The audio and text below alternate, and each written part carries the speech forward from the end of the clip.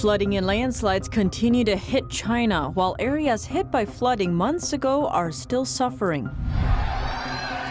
College students screaming for half an hour during the night after being locked down on campus for a month due to the epidemic. A real estate tycoon and party Princeling was sentenced to 18 years in prison for calling party leader Xi Jinping a clown.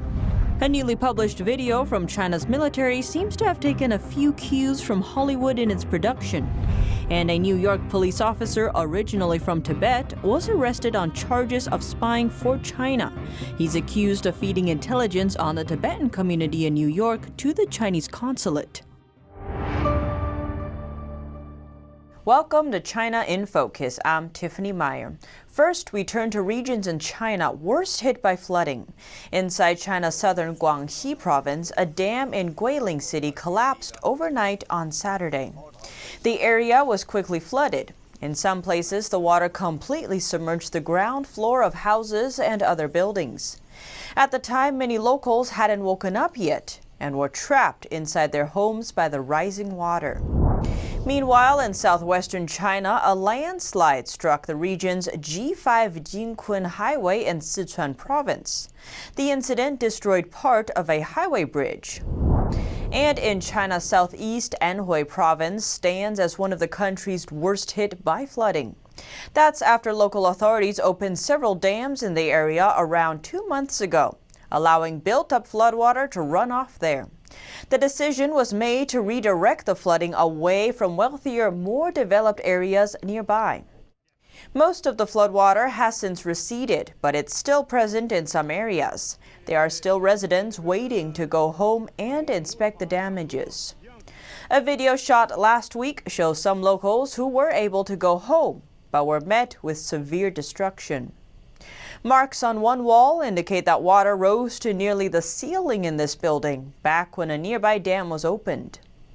And just outside, the street is still partially submerged. Locals report that the stagnant water in the street smells terrible. They say they don't understand why it hasn't drained away by now, 2 months after the flooding struck. Authorities have reportedly offered little to no insight on when things will return to normal. Some roads are passable again, but those at lower elevations are still underwater. The area's crops and agriculture have been largely ruined, and some people's houses are still flooded. Now for an update on another disaster, China's virus situation. Throughout August and September, China's northwestern Shaanxi province reported few to no new cases of the CCP or Chinese Communist Party virus each day. But despite the low infection rate, students from many colleges still aren't allowed to leave their dorm rooms. A video showing students collectively screaming from their windows has gone viral online. On Sunday night, students from Xi'an International Studies University shouted from inside their dorm rooms for nearly 30 minutes, protesting the school's closure amid the pandemic. The university reportedly didn't provide students with any additional support, like essential items and facilities. One student told us they've been under lockdown in their dorm since the end of August. They explained that the only supermarket on campus was shut down for selling expired items. So the students' only option is to order delivery. Deliveries are only accepted at the front gate of the campus, causing large crowds at meal times when students gather to pick up their food. Another student told us that the price of food in the school's cafeteria skyrocketed, sometimes costing 2 or 3 times more than normal. But it appears the school isn't taking students' complaints seriously. Following the students' 30-minute outburst, the university stated that it would simplify procedures for students to leave campus, add temporary supermarkets, and improve logistic support. The students' unusual protest isn't the first of its kind. Back in February, residents stuck in Wuhan, the epicenter of the pandemic, were trapped inside their homes for a month. In protest, they also began crying out together at night for help. A congressional report says the Chinese Communist Party and World Health Organization could have prevented the global pandemic if they had not covered up the early stages of the outbreak. According to the 90-page report, it is beyond doubt that the CCP actively engaged in a cover-up designed to obfuscate data, hide relevant public health information, and suppress doctors and journalists who attempted to warn the world. The report cited a study on medRxiv saying it is highly likely the ongoing pandemic could have been prevented. Adding, research shows the CCP could have reduced the number of cases in China by up to 95%.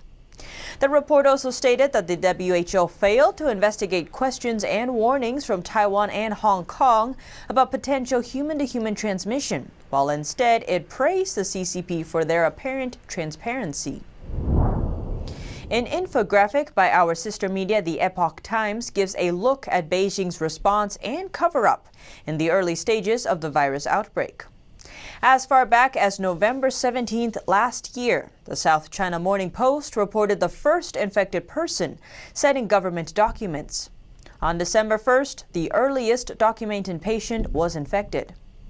According to a January 29th study, the first evidence of human-to-human transmission was in mid-December. On December 27th, a Chinese lab sequenced most of the virus genome. By the end of last year, China officially informed the public about cases of a viral pneumonia. Taiwan sent an email to the WHO pointing out signs of human-to-human transmission and asking for more information. It later says the WHO ignored its request. Now we enter this year. On January 2nd, a Wuhan virology lab obtains the full virus genome. This info is not made public for over a week. The next day, leaked documents show China's National Health Commission told regional health commissions to increase precautions against a major outbreak of infectious diseases. January 11th, China made the genome of the virus public. January 14th, the Associated Press says internal documents show Chinese officials determined they are likely facing a pandemic, but don't inform the public. The next day, January 15th, Chinese officials say publicly the risk of human-to-human infection is low. This, while an internal document obtained by the Epoch Times shows health officials knew and were preparing for human-to-human transmission. On January 18th, Wuhan allowed 40,000 families to gather to celebrate the Lunar New Year. 2 days later, January 20th, China officially confirms that there is human-to-human transmission. On January 23rd, Wuhan imposed a lockdown. By then, around 5 million people had already left the city for destinations around the world. January 27th, Wuhan's mayor admitted disclosure of the outbreak were not timely. He blamed the central government. By the end of January, on the 30th, the WHO declared the outbreak a global health emergency while praising China's response to the outbreak. On March 13th, the University of Southampton releases a study that says if China had responded to the outbreak 3 weeks earlier than it did, COVID-19 cases could have been reduced by 95%. In early May, international pressure begins building as more countries call for inquiries into the origins of the virus. China sentenced a former property tycoon and the son of a high-ranking official to 18 years in prison. That's after he was charged with corruption. But some suspect the real reason behind his punishment is something entirely different. China sentenced a former property tycoon who once called Communist Party leader Xi Jinping a clown to 18 years in prison. Ren Jiqiang was charged with corruption, bribery, misappropriation of public funds, and abuse of power by state-owned company personnel. That's according to a court statement released on Tuesday. Some critics called it an especially harsh sentence amid an ongoing clampdown on dissent. The communist regime has been known to use corruption and bribery charges to punish dissidents. Rumors have been circulating that when Ren's trial began on September 11th, he pled guilty to all charges. But according to Taiwan's central news agency, an insider says Rin refused to plead guilty to most charges. No media outlets were allowed to witness the trial. Only a few of Rin's relatives were granted permission to attend. As a result, Rin's real response is unclear. Rin is 69 years old and a former chairman of a state-owned real estate group. He's been nicknamed Cannon Rin for his outspoken views posted on social media. He was detained in March after referring to Xi as a clown stripped naked who insisted on continuing being emperor. Rin made the comment following a speech Xi made in February about the regime's efforts to combat the virus. One of his articles also criticized the Communist Party. He wrote, "The root cause of the problem is a ruling party that is not supervised by the people and goes unchecked by the law. The system only serves the leader's power and his core interests." Rin was later investigated for a serious disciplinary violation and expelled from the Communist Party.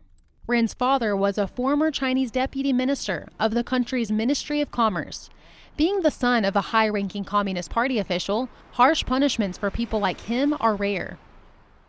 Last week, Chinese Communist Party leader Xi Jinping visited the hometown of communist dictator Mao Zedong. It marked his third visit to the site in the 8 years since he took power. During his trip, Xi told a group of primary students he met there that they should inherit and represent what he called the red gene, referring to the communist ideology.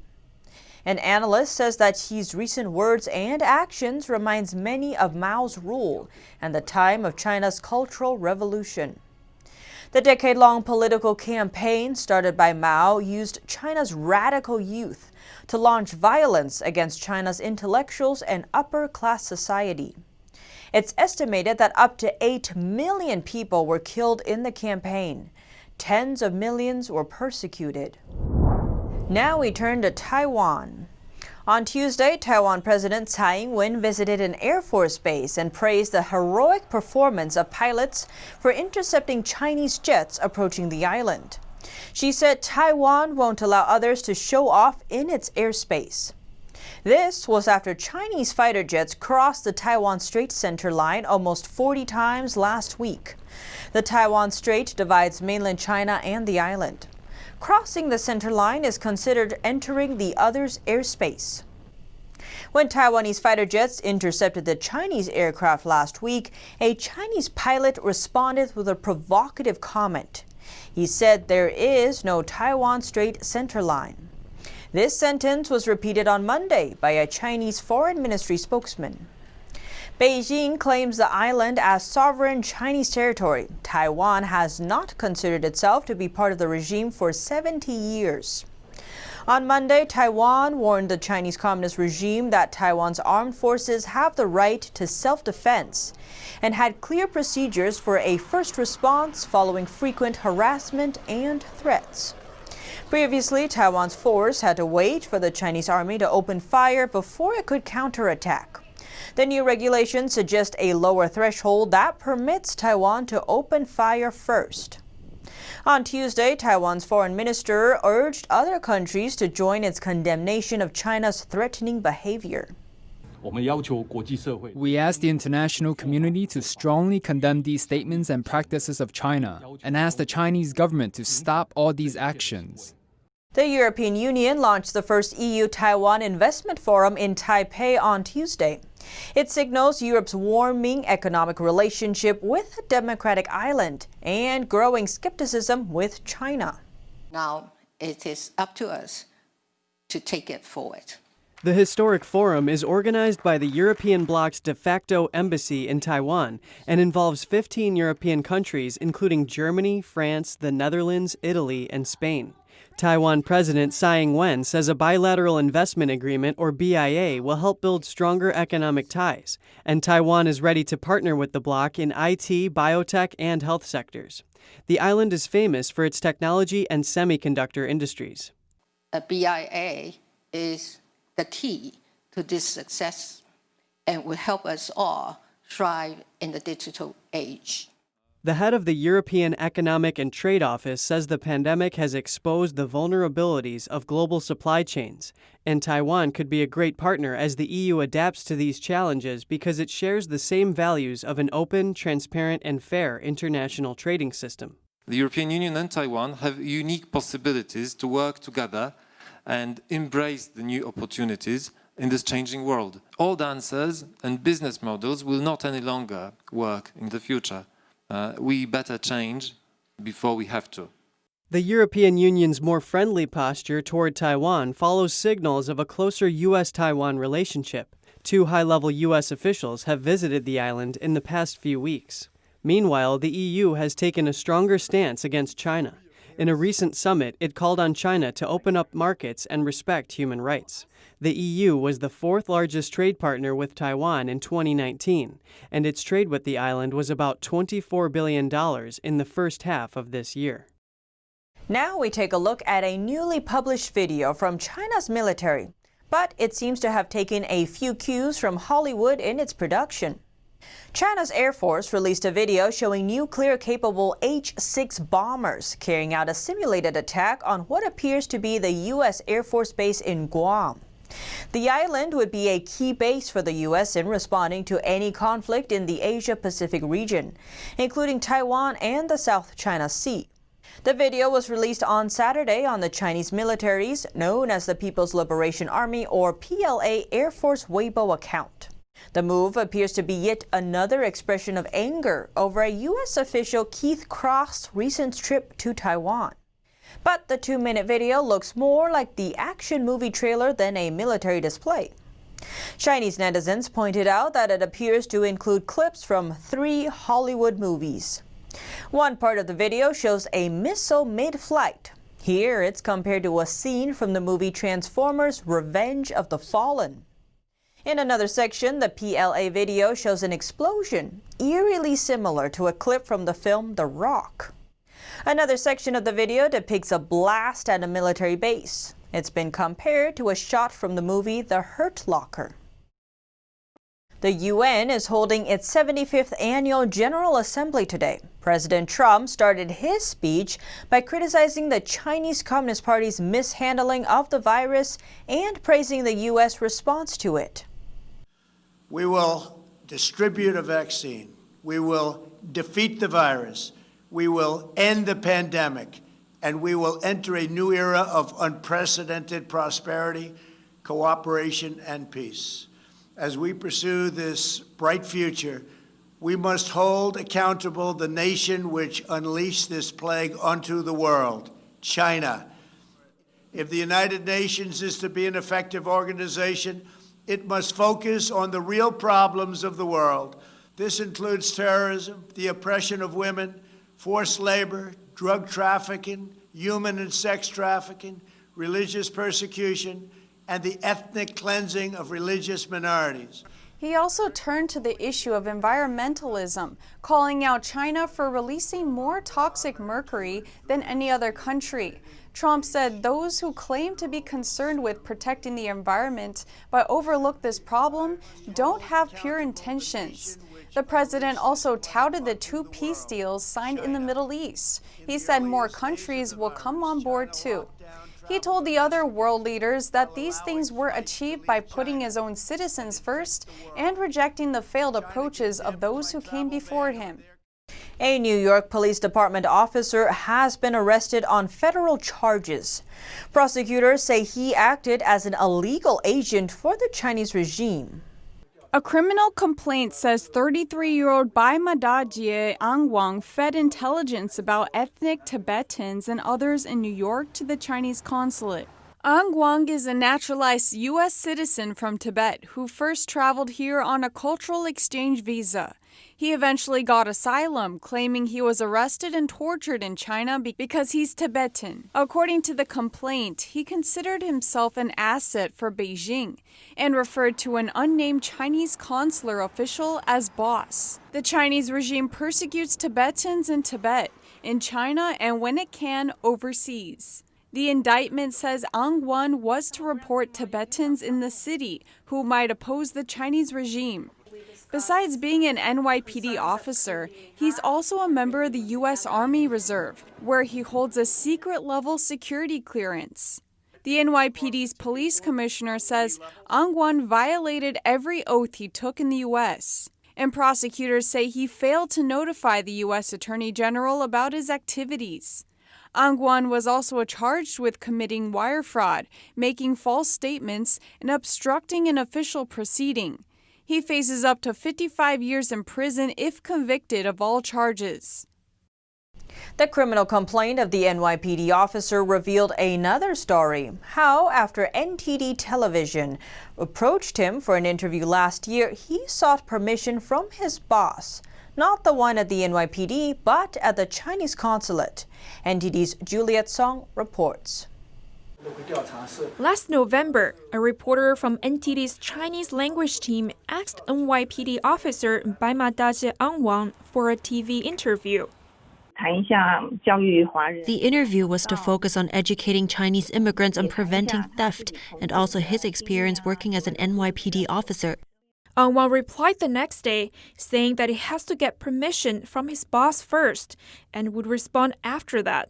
Our reporter Lin says she had no idea that the boss Ang Wang referred to wasn't the one at the NYPD.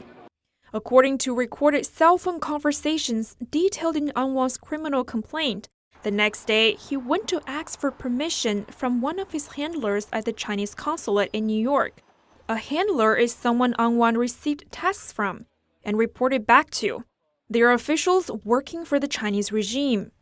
He told the handler, "I don't dare to be too reckless with this matter, you know?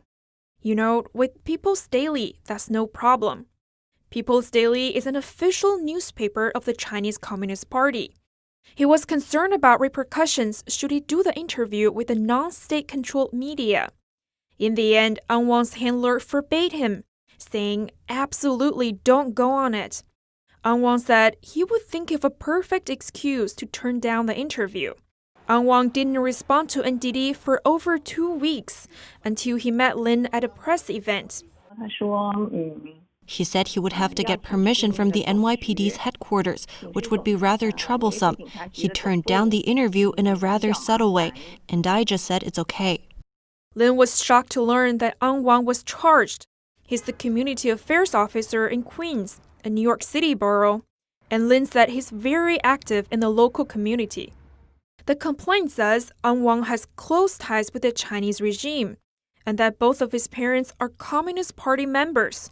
His father, a retired member of Chinese military, and his mother, a retired government official, while his brother is currently working in the Chinese military. Juliet Song, NTD News. Among the group of plaintiffs that challenged President Trump's executive order to ban WeChat, a lawyer was found to be from a law firm that has a good relationship with the Chinese Communist Party.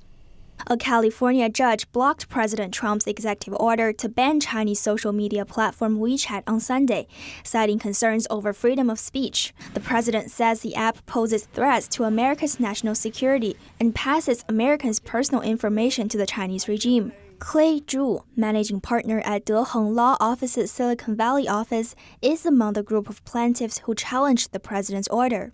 The Beijing-based company was founded as a state-owned law firm under China's Justice Ministry. It's since changed over to a private partnership and is one of the biggest law firms in China. In 2013, the firm represented former Communist Party high-flyer Bo Xilai in his corruption trial, which was seen as the trial of the century in China. In 2010, Communist leader Xi Jinping, who was vice president at the time, visited the law firm and praised its good relationships with the Chinese regime's agencies.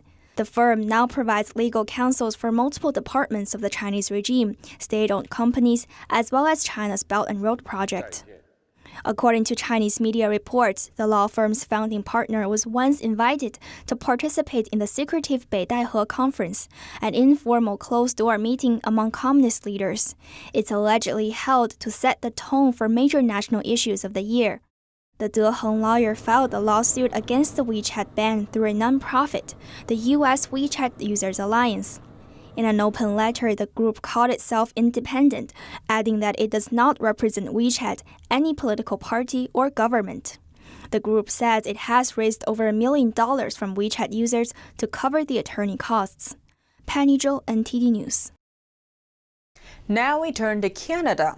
According to Canada's Foreign Affairs Minister, François-Philippe Champagne, the country has abandoned free trade talks with China that were started 4 years ago.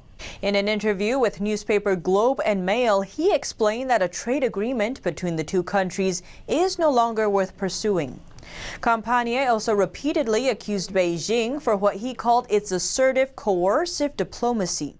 He emphasized that Canada's first priority is to bring Michael Kovrig and Michael Spavor back home from China. The Chinese regime charged the two Canadians with espionage back in June and has detained them ever since. Their arrest is largely thought to be retaliation after Canada took telecoms giant Huawei's chief financial officer into custody on a U.S. warrant in 2018. And that's all for today's China in Focus. Thanks for watching and see you tomorrow.